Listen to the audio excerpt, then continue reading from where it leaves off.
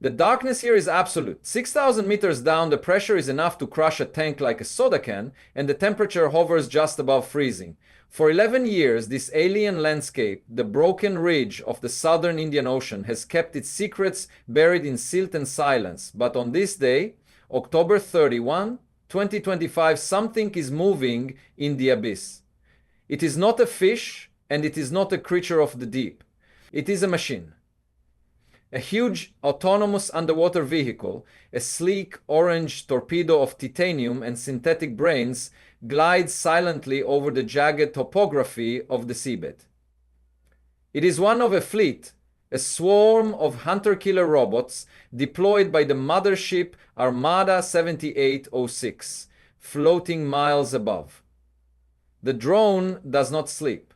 It does not get tired, and for the last 18 hours of its dive cycle, it has been painting the ocean floor with synthetic aperture sonar, slicing through the murky water with sound waves, looking for straight lines in a world of curves. Suddenly, the algorithm spikes. The drone's onboard AI detects an anomaly. It isn't a rock formation. It isn't a thermal vent. The sonar return is hard, metallic, and unnaturally geometric. The machine makes an autonomous decision, banking hard to the left, dropping its altitude to just 10 meters off the slit. It powers up its high-intensity LED strobe arrays, cutting through a decade of darkness. The camera shutters click rapidly, capturing thousands of frames per second, and there, emerging from the gloom like a phantom, is a shape that shouldn't be there. A massive, curved structure, torn and twisted, half buried in the prehistoric mud.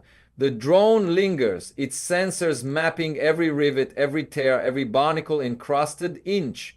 It has found the ghost. It has found the final resting place of Malaysia Airlines Flight 370. To understand the magnitude of this moment, we have to rewind. We have to go back to the beginning, to the night the world changed, and trace the agonizing 11-year journey that led to this precise coordinate in the most isolated place on Earth. It was March 8, 2014, a humid night in Kuala Lumpur. Flight MH370, Boeing 777-200ER roared down the runway, carrying 239 souls, fathers, mothers, children, honeymooners, artists, and engineers. They were bound for Beijing, a routine re-dive flight that thousands of people took every year.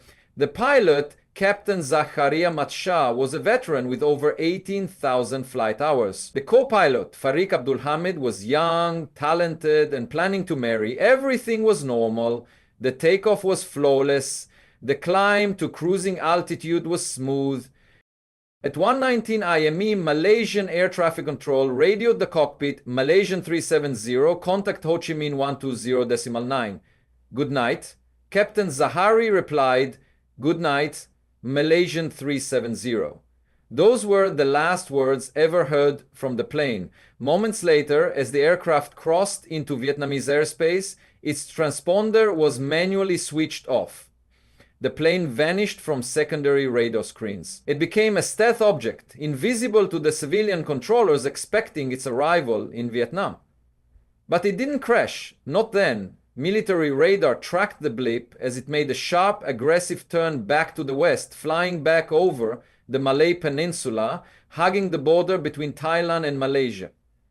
A known blind spot for radar operators. It was flying fast, and it was flying with purpose. It flew up the Strait of Malacca, banking around the island of Penang, the captain's hometown, before turning northwest towards the Andaman Sea. Then came the final fatal turn. The plane banked south, heading straight into the endless, empty void of the southern Indian Ocean. For 6 hours, it flew into the night, a ghost ship drifting towards Antarctica until it ran out of fuel and spiraled into the water. For years, this narrative was pieced together by subtle handshake pings sent from the plane's engines to an Inmarsat satellite. These pings didn't give a location, only arcs of possibility. The seventh arc. the place where the fuel ran dry. The search that followed was the most expensive in aviation history. Ships, planes, and submarines from 26 nations scoured millions of square kilometers. They found nothing. In 2018, a private company called Ocean Infinity launched a no-cure, no-fee search using a fleet of drones to scan the seabed. They covered 112,000 square kilometers in just a few months. They found shipwrecks from the 19th century, they found geological wonders, but they did not find a plane. The ocean was too big and the haystack was infinite. The mystery went cold.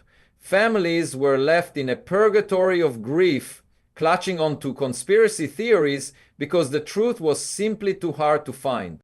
But technology does not stand still. While the world moved on, a small group of experts kept working.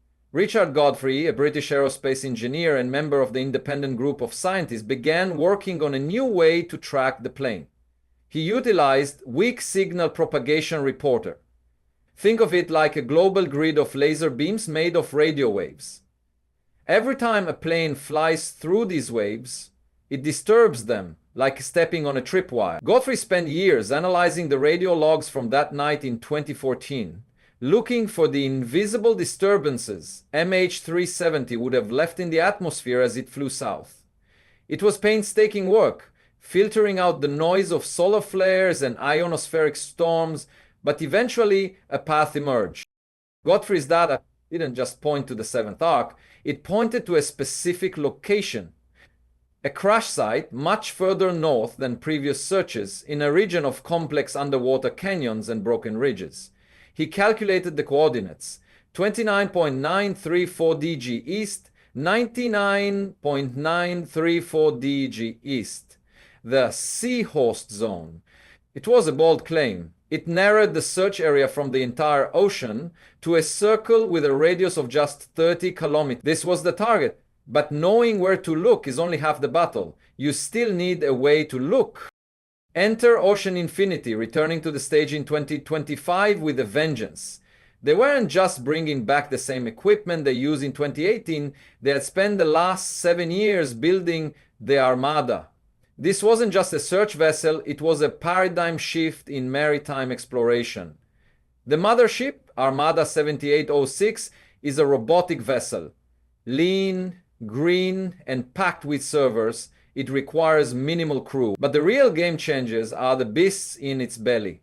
The new generation of Huygens 6000 AUVs. These aren't just remote-controlled submarines, they are fully autonomous robots powered by AI. They can stay submerged for days, traveling at high speeds, communicating with each other in a swarm network. If one drone finds something interesting, it can summon the others to investigate, all without human input. The Malaysian government, under pressure from the families and emboldened by the new evidence, signed a new contract in early 2025. Once again, it was no cure, no fee, but this time the fee was higher and the confidence was palpable. The Armada set sail from Perth in February 2025, heading into the roaring 40s, the treacherous band of winds that guards the Southern Ocean. The mission was slated to last 60 days. The world watched with bated breath, but as the weeks turned into months, the silence returned. The ocean is stubborn. The terrain in the Seahorse zone is nightmare fuel. Vertical cliffs 3 kilometers high, trenches filled with silt that can swallow a skyscraper, and currents that churn the bottom like a washing machine. February passed, March passed, April. The drones were scanning 24/7, beaming terabytes of data back to the mothership, which then relayed it via satellite to analysts in Southampton and Texas.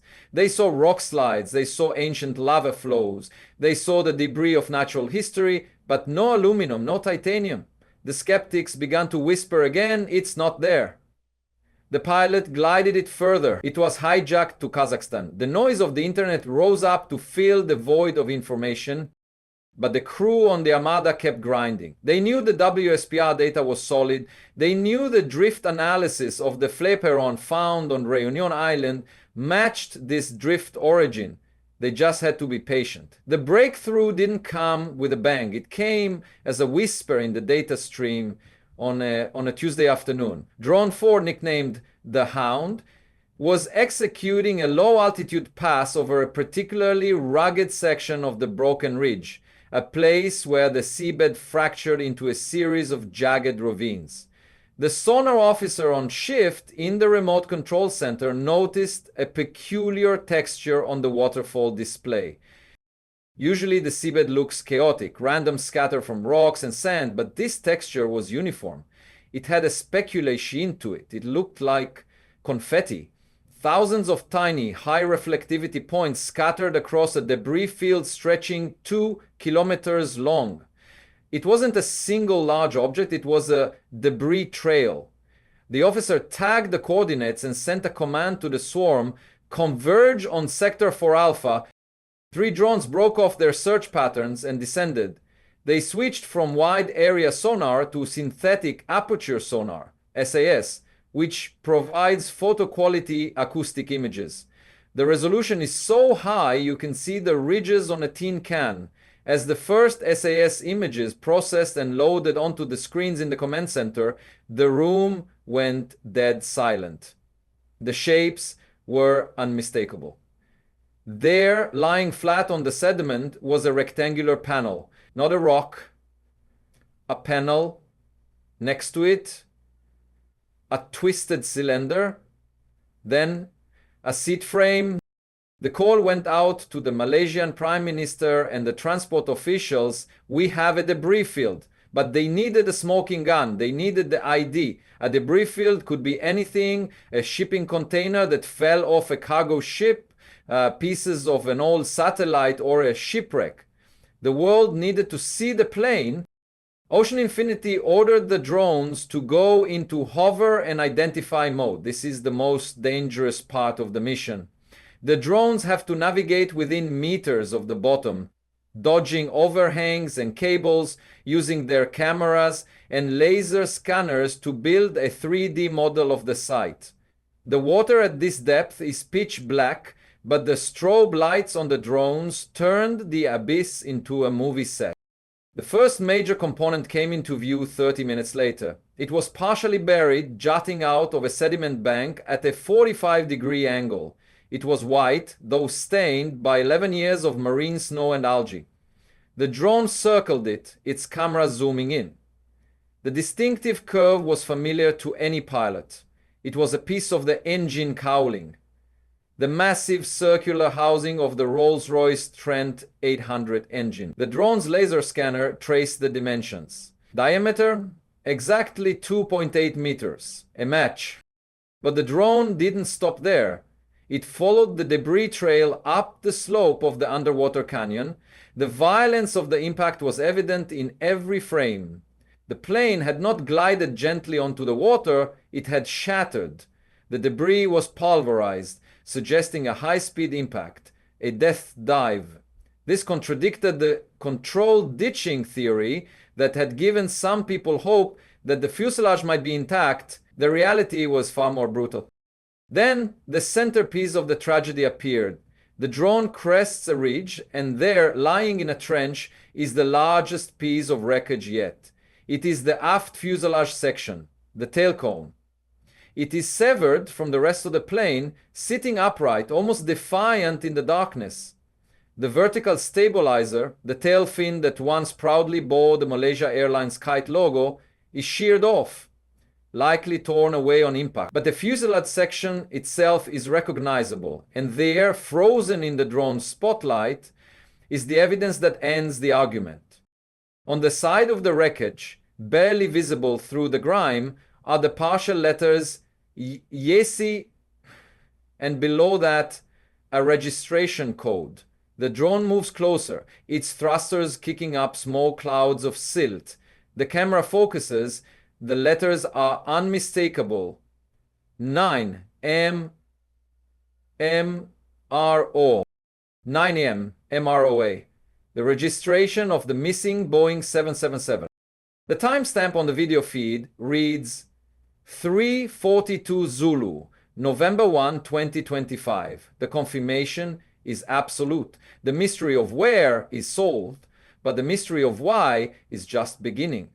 The condition of the wreckage tells a story that investigators immediately begin to decode. The flaps on the detached wing section nearby are retracted. This confirms the plane was not configured for a landing. It hit the water at cruising speed or faster. The destruction is total. There are no life rafts deployed, no doors opened. As the news breaks to the world, the reaction is a mix of relief and horror. For the families, it is the reopening of a wound that never truly healed, but it is also the end of the not knowing. The theories about alien abductions, secret islands, and black holes evaporate in the harsh light of the drone's LEDs. It is just a broken machine in a dark place. But the drone's mission isn't over. Finding the plane is step one, retrieving the black boxes is step two, and that is where the true thrill begins. The flight data recorder and the cockpit voice recorder are small orange boxes mounted in the tail of the aircraft.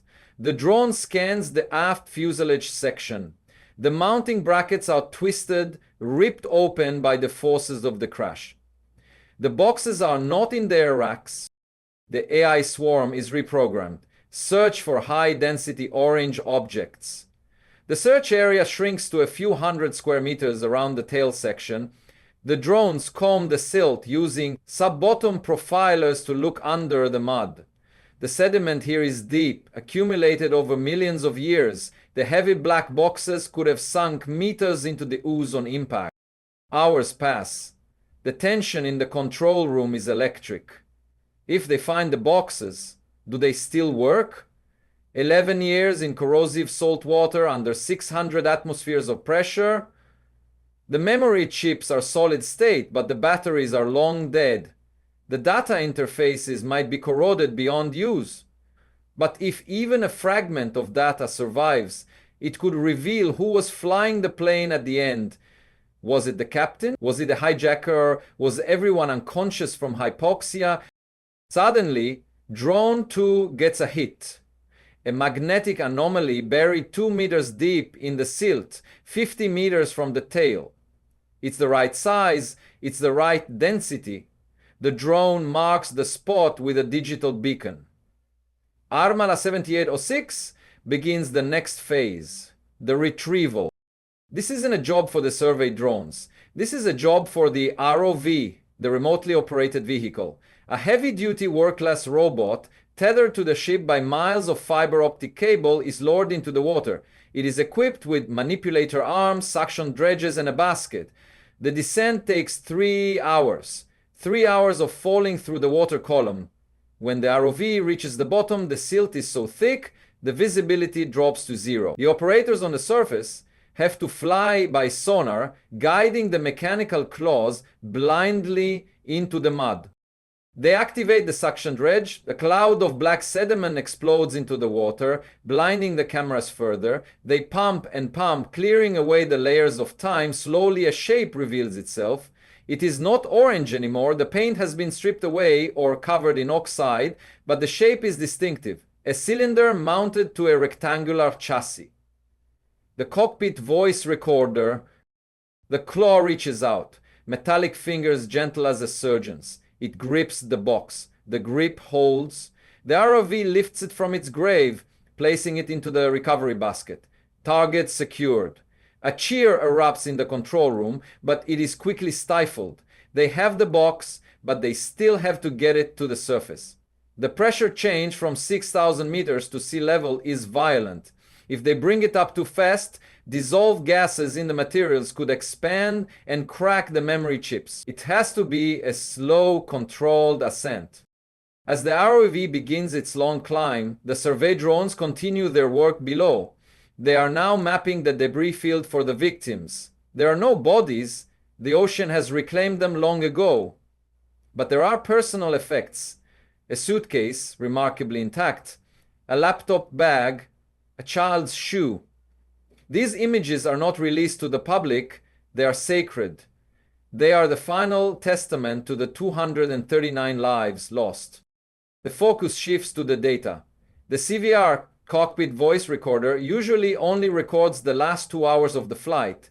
Since the plane flew for 6 hours as a ghost, the CVR will likely only contain the sound of the engines running out of fuel, the alarms, and the final impact. It might not capture the initial diversion or the cockpit entry. But the FDR, the flight data recorder, that is the holy grail. It records hundreds of parameters for the entire duration of the flight. Control, inputs, altitude, speed, engine settings. If they find that, they will know if the pilot was conscious. They will know if he fought the controls or if he inputted the coordinates for the middle of nowhere. The search for the FDR continues. The ROV is halfway to the surface with the CVR. The weather on the surface is turning. A cyclone is forming off the coast of Western Australia, churning up 20-foot swells. The Armada is a stable ship, but retrieval operations in a storm are a recipe for disaster. The cable could snap, the basket could be lost. The captain of the Armada faces a choice. Abort the FDR search and recover the CVR now, or stay and risk everything to get both. He chooses to secure the win. The ROV is brought on deck under lashing rain and darkness. The basket is opened. The CVR is immediately placed into a tub of fresh water to prevent rapid corrosion from the air. It is sealed in a transport case and flown by helicopter to a secure lab in Perth, then to France, to the same facility that analyzed the flaperon years ago. Back at the crash site, the storm hits. Operations are suspended. The drones are ordered to dive deep and sleep on the bottom to wait out the turbulence above. For 3 days, the site is silent again. But the world is not silent. The news has ignited a firestorm. The suicide pilot theory is debated on every channel. The hijack theory gets a second wind. Everyone is waiting for the data. When the storm clears, the Armada repositions. The drones wake up, they go back to the hunt. They have found the tail, the engines, the wings, but the FDR is missing.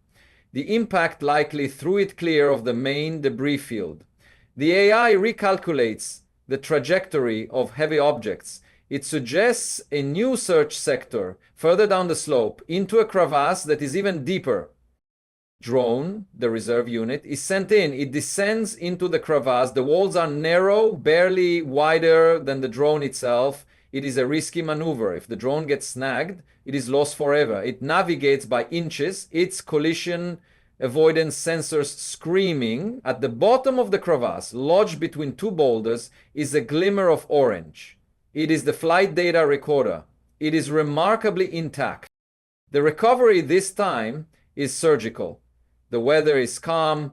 The ROV plucks it from the rocks and brings it home. Now the investigators have the complete set. The black boxes are in hand. The physical evidence is mapped. The story of the final moments of MH370 is sitting on a memory chip waiting to be read. The data extraction process is excruciatingly slow.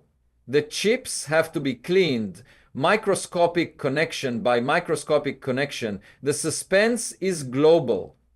Finally, a preliminary report is prepared. The data is readable. What it shows chills the blood of everyone who reads it. The inputs on the control column during the final turn south were manual, they were human. This was not a fire, this was not a malfunction, someone was flying the plane. But then the data shows something else. For the next 6 hours, there were no inputs, no struggle, no course corrections. The plane was flying on autopilot, holding a magnetic heading. And then the final minutes. The right engine flames out. The autopilot tries to compensate, banking the plane. Then the left engine dies. The autopilot disengages. The plane begins a phugoid oscillation. Diving, gaining speed, climbing, stalling, diving again. The forces are immense. The passengers, if they were still alive, would have been subjected to terrifying G-forces. But the CVR reveals the truth about the cabin. The audio is analyzed. There are no screams, there is no panic, there is only the hum of the equipment and the sound of the air conditioning fans. And then the alarms. the sink rate warning, the pull-up warning, but no human voice, no mayday, no prayers. The cockpit was silent. The entire plane was silent long before it hit the water. This points to a depressurization event hours earlier. Hypoxia, the ghost flight theory stands tall. Everyone on board fell asleep as the oxygen ran out, leaving the plane to fly itself until the end. But the manual turn at the beginning, that remains the intentional act of a singular will, a complex murder-suicide plan that ended in a long, quiet sleep into oblivion, or a hijacking gone wrong where the hijackers succumbed to the very environment they tried to weaponize. The drone footage provides one final clue. The cockpit section is found, shattered into 1,000 pieces, but the throttle quadrant is recovered. The position of the levers, idle. Someone had pulled the power back, or did the auto throttle do it? The mechanical evidence is ambiguous. As the Armada prepares to leave the site, having completed its primary mission, a final ceremony is held on the deck. A wreath is cast into the water over the coordinates 29.128 dig south.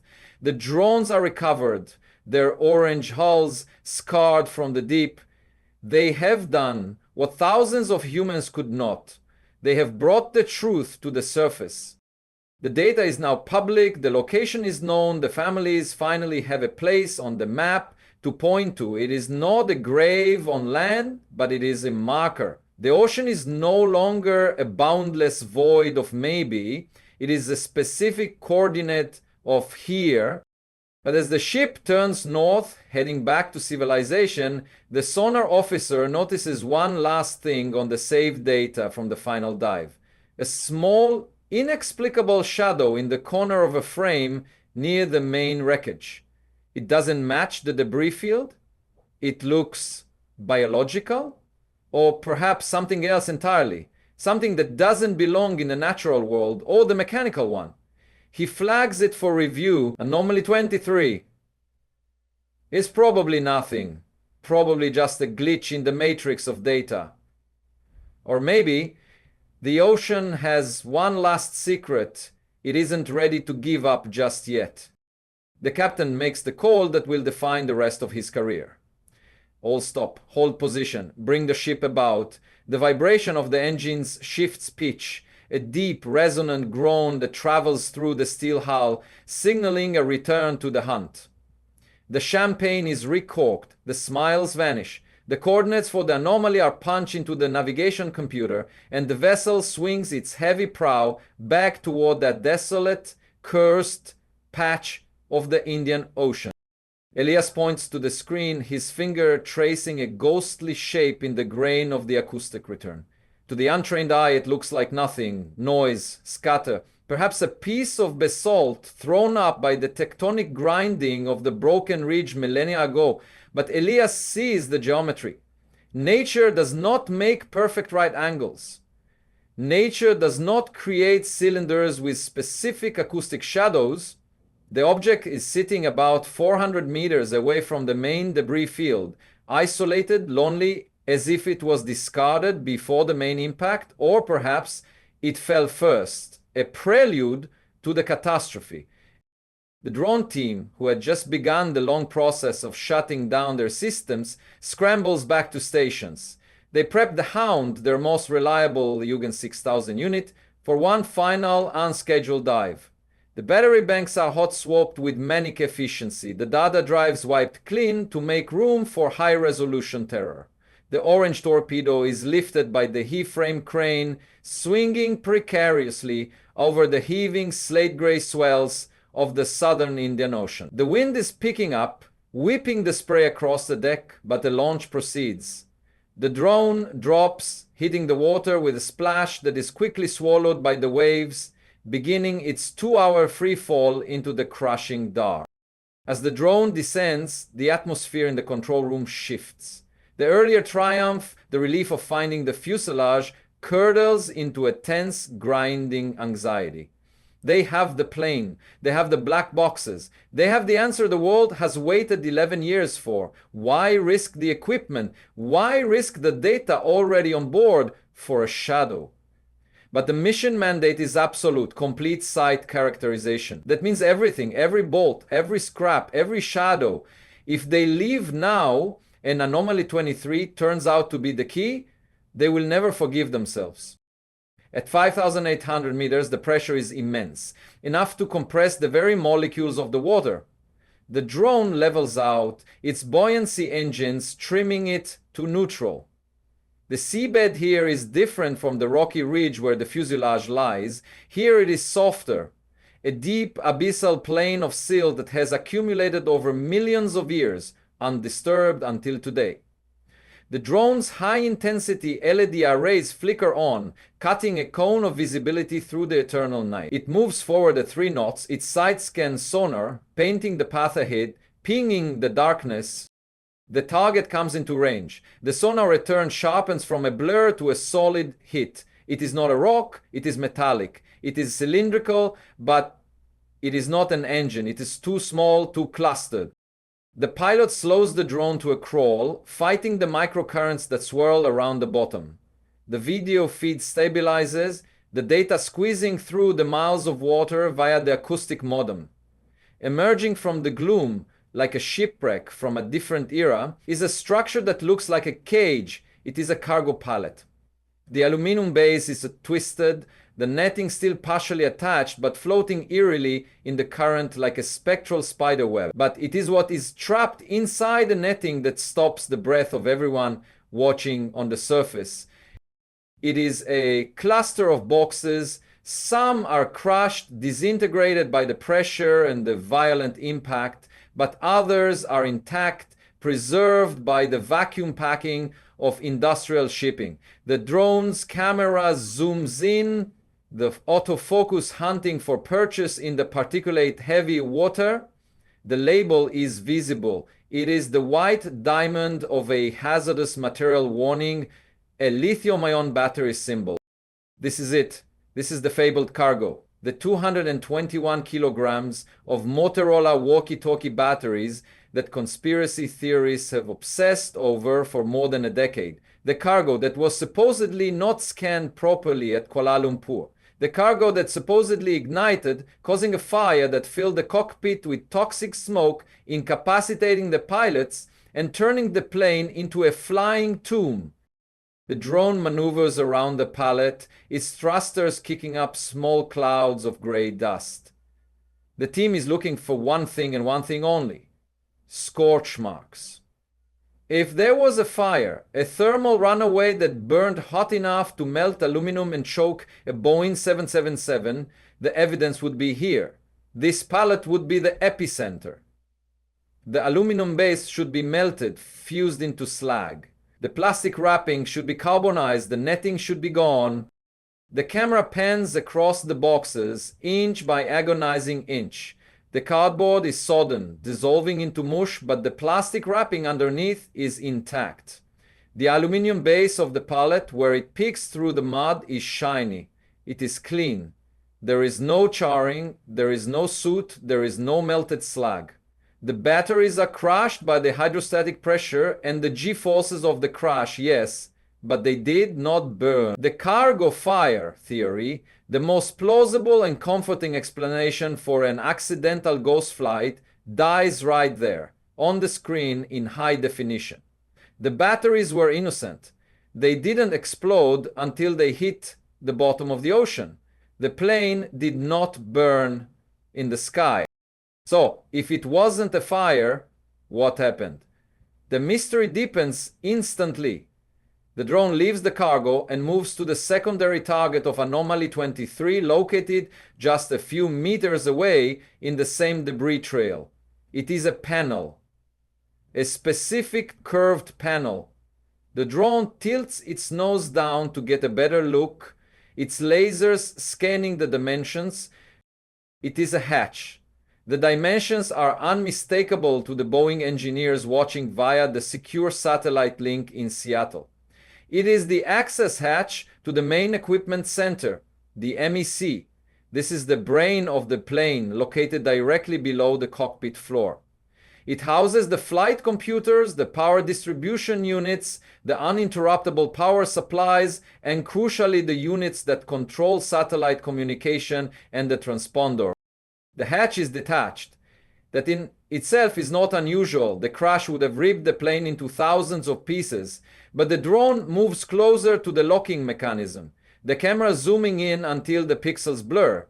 The latch is in the unlocked position, not sheared off by force, unlocked mechanically. And on the interior handle, the metal is bent outward.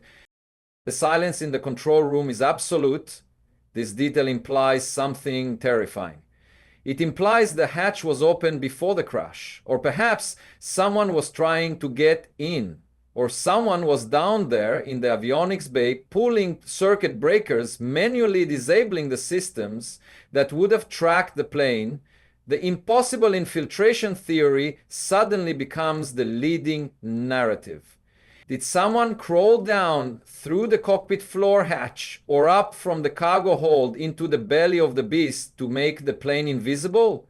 The drone hovers there, recording the silent testimony of the open door, a portal into the dark intent of that night. The survey is complete, the drone is recovered, but the real work is just beginning. The focus shifts 9,000 miles away to a sterile, white-walled laboratory in France, the BEA, Bureau of Inquiry and Analysis for Civil Aviation Safety. The retrieval of the black boxes was successful, but the condition of the units is critical. They have spent 11 years in corrosive salt water under 600 atmospheres of pressure.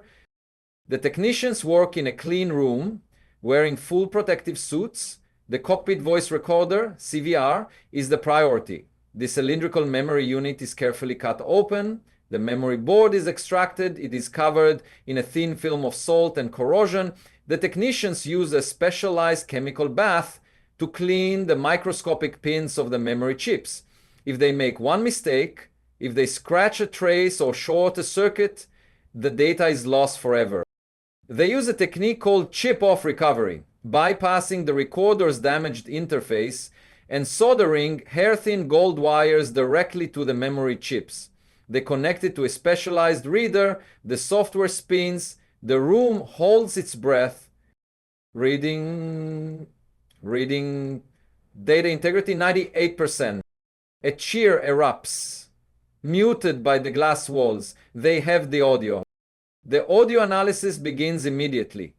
The CVR usually records only the last 2 hours of the flight. Since the plane flew for 6 hours as a ghost after the initial diversion, the investigators expect only silence, the sound of the engines running out of fuel and the final crash. But modern CVRs in 2014 had a quirk. Sometimes, if the circuit breakers were pulled and reset, the recording loop might have been interrupted or saved differently. They pull up the waveform on a massive monitor. It is a digital representation of the sound in the cockpit. For the vast majority of the timeline, it is a flat, thick line of white noise, the ambient hum of the airflow and the engines. But the audio engineers use spectral subtraction to peel away the layers of noise, looking for the micro events. They isolate the sound at 1:25 and 0 seconds UTC, just minutes after the plane vanished from civilian radar. It is faint, a thump click. They loop it, amplify it, run it through a database of Boeing 777 cockpit sounds. Thump click. It matches the acoustic signature of the cockpit door locking mechanism being engaged. The deadbolt. Someone locked the door from the inside. Then 10 minutes later, another sound. A rapid rhythmic banging, muffled, distant, coming from the cabin side of the armored door. Bang, bang, bang. Then a voice. It is barely a whisper, buried under the roar of the engines and the hiss of the air conditioning. The forensic linguists isolate the frequency range of human speech. They apply high-pass filters to remove the 400 Hz hum of the aircraft's power bus. The voice emerges from the static. It is high-pitched, panicked. Open. It is not the pilot, it is not the co-pilot, it is a cabin crew member. Is it Farik, the co-pilot locked out? Is it the chief steward? The banging continues for 20 seconds.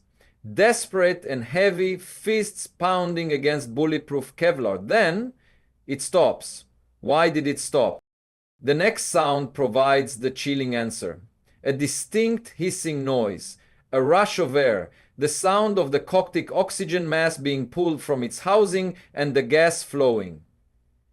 The pilot was putting on his mask. He was preparing to depressurize the aircraft. The data from the flight data recorder, FDR, now fully processed and synced with this audio timeline, confirms the horror. At 1:35 and 0 seconds, the cabin altitude pressure outflow valve was manually switched to open. The plane climbed rapidly to 45,000 feet, way above its service ceiling. The air in the cabin would have rushed out in seconds. The temperature would have dropped to minus 50 degrees. The emergency masks in the back would have dropped automatically, but they are chemically generated oxygen. They only provide 12 to 15 minutes of air. The pilot, sealed in the cockpit with a pressurized oxygen tank that lasts for hours, simply waited. He sat there, listening to the banging. He waited for the banging to stop. He waited for the 238 souls behind him to slip into hypoxia, the happy death, confusion, euphoria, then unconsciousness, and finally death. It was a mass execution by asphyxiation, silent, clinical, and terrifyingly efficient. Back in the Indian Ocean, the drone, the Hound, is sent down again to the main fuselage field to confirm this grim reality. The investigators need physical proof of the timeline. They are looking for the jungle, the complex tangle of wires and hydraulics in the ceiling of the cabin, where the oxygen mask canisters are stored. The drone navigates the treacherous debris field. It finds a section of the cabin roof lying inverted in the mud. The overhead bins are crushed, but the panels are visible. The oxygen mask doors are open.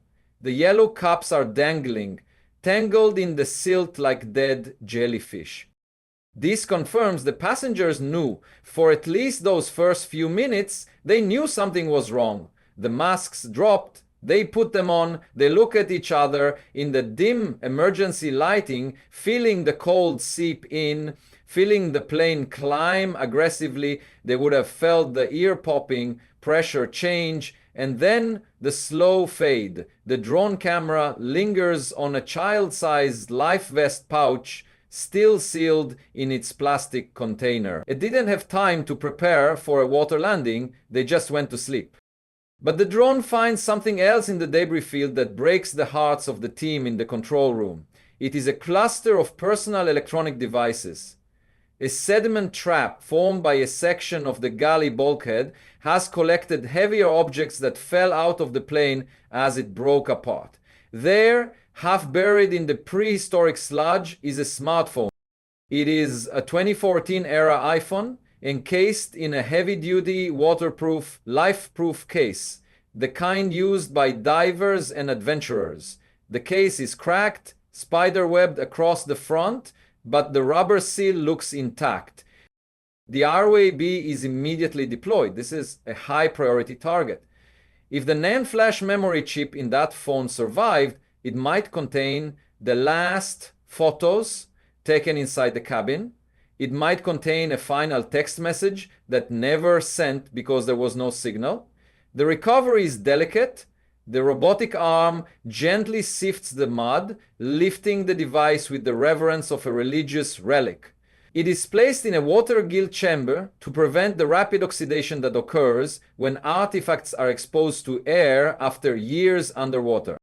When the phone is brought to the surface, the Armada's onboard IT forensics specialist goes to work. He doesn't try to turn it on. That would short-circuit the board instantly.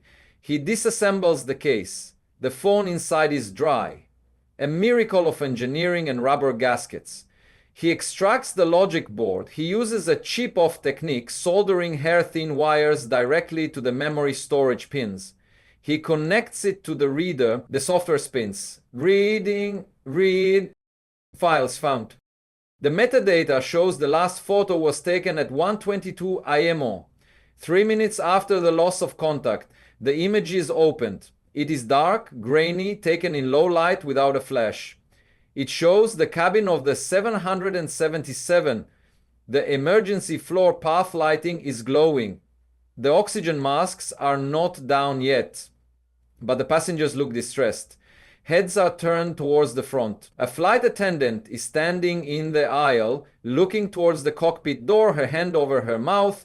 The expression on her face is not just fear, it is confusion. The caption, typed into the Notes app, or perhaps a draft social media post that could never be uploaded, reads, "Whatever is happening, I love you all. We are turning back. Lights are out." This single image changes the emotional landscape of the tragedy. They weren't just asleep immediately. They were aware. They were questioning. The good night from the cockpit was a lie told to the world, while the reality in the cabin was a slow-motion nightmare of confusion before the oxygen ran out. The drone operations are now winding down. The map is complete. The debris field has been digitized into a millimeter-accurate 3D model. Every piece of twisted metal, every personal effect, every scar on the ocean floor is cataloged. The why is no longer a mystery. The where is solved. But the who remains the final haunting question. The Civière didn't record a confession. It recorded only the actions of a man, doing his job in reverse, flying a plane to kill it rather than save it. The Armada prepares for the final departure, but there is one last task: the recovery of the remains. This is the most controversial decision of the entire mission. The depth is extreme, nearly 6,000 meters. The condition of the bodies after 11 years is complex. The high pressure and cold and anoxic water can sometimes preserve organic material in a process called adipociere, grave wax, or the sea life could have consumed everything. The families have been consulted. The vote was split. Some wanted their loved ones left in peace, undisturbed in their underwater grave. Others wanted them home, wanted a coffin to bury. The compromise is a symbolic recovery. The drone is sent to recover a specific section of the wreckage, row 1. The business class seats, where the flight crew might have been resting, or where the pilot might have sat if he wasn't flying. The RV descends for the last time. It latches onto the seat frame of 1A. It pulls. The sediment gives way with a cloud of gray dust. The seat comes free. There are no remains visible, just the fabric, the belt, the frame. The ocean has done its work. The biology has returned to the carbon cycle. The families will get the artifacts, the luggage, the pieces of the plane, but they will not get the bodies. The ocean keeps its dead.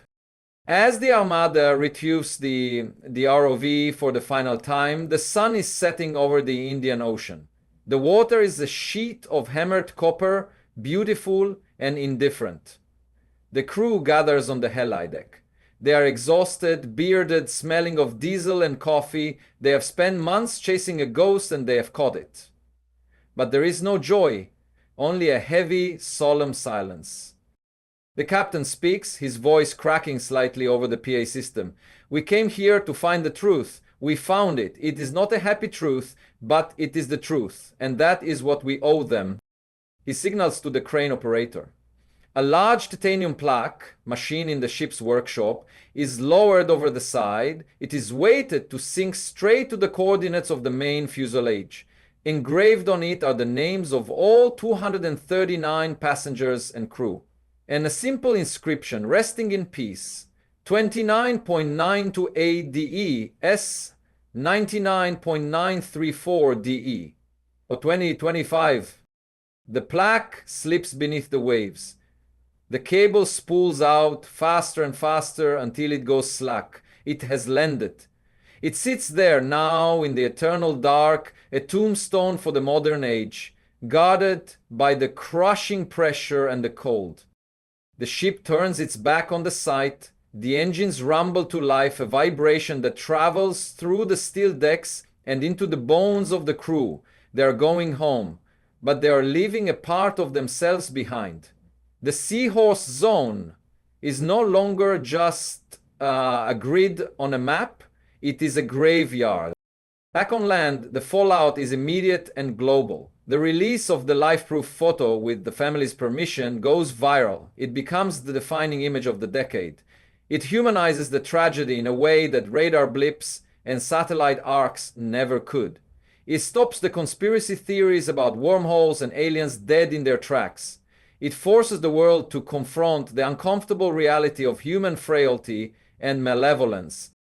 Aviation laws are rewritten overnight. The two-person rule becomes absolute global law. No pilot is ever allowed alone in the cockpit, not even for a bathroom break. Real-time streaming of black box data becomes mandatory for all commercial flights. The technology to stream the data is implemented within months. The MH370 rule ensures that no plane can ever just disappear again. The tragedy in its terrible magnitude saves lives in the future. If you found this deep dive into the investigation compelling, please hit that like button. And if you want to stay updated on future underwater discoveries and geopolitical mysteries, make sure to subscribe and ring the bell so you don't miss our next documentary. Let me know in the comments. Do you think the new regulations are enough to prevent this from ever happening again? Or is the human element always the weakest link? Thanks for watching, and I'll see you in the next one.